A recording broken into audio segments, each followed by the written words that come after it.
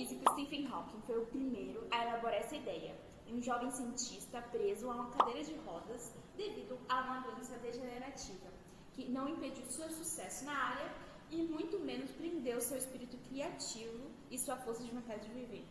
Embarque conosco no livro Hawking e os Buracos Negros, em 90 minutos, e descubra mais sobre a vida do cientista que marcou o início da cosmologia como ciência.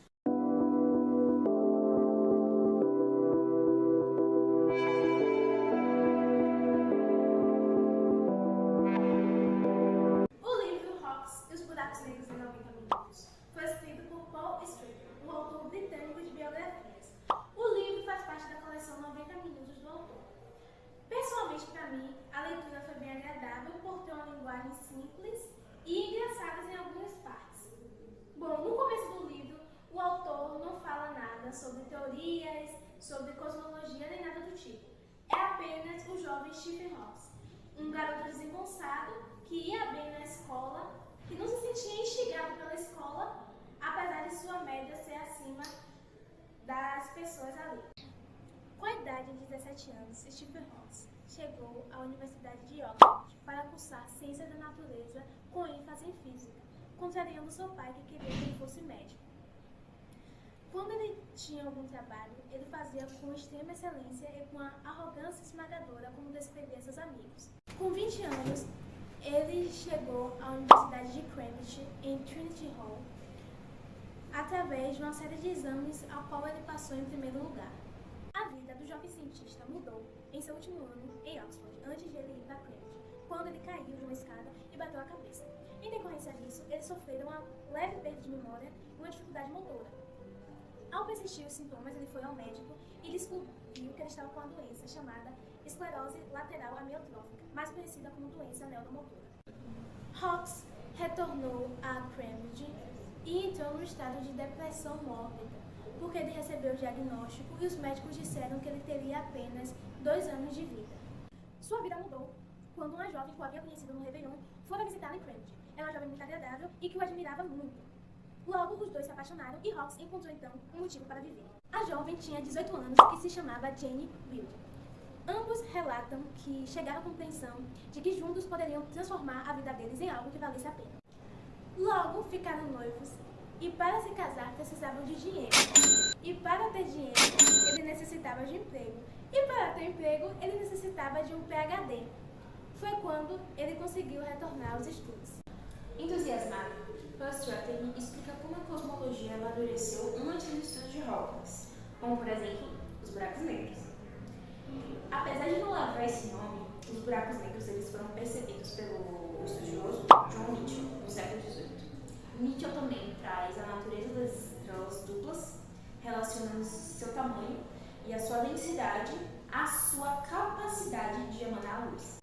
A partir desse estudo, o astrônomo alemão Carl Schwarzschild demonstrou que coisas acontecem quando a estrela entra em colapso pela força de sua respectiva gravidade. O alemão se baseia na teoria da relatividade geral de Einstein, em que os raios de luz poderiam ser curvados pela sua força gravitacional.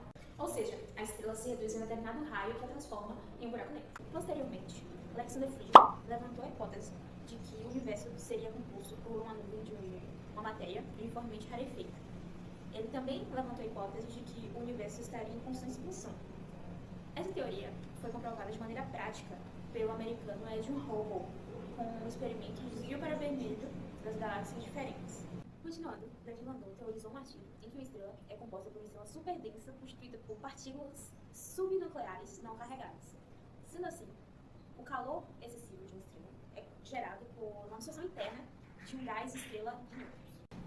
Oppenheimer e Snyder encontraram muitas falhas no artigo, mas desenvolveram sua própria ideia. Oppenheimer e Snyder encontraram muitas falhas no artigo de Landau, mas desenvolveram sua ideia original.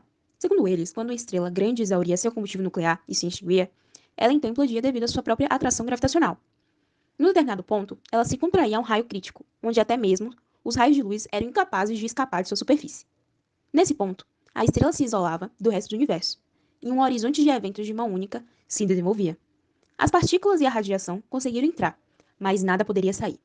Uma singularidade espaço-temporal então se formaria, onde as dimensões do espaço e a dimensão a elas vinculadas, que seria o tempo, simplesmente desapareciam.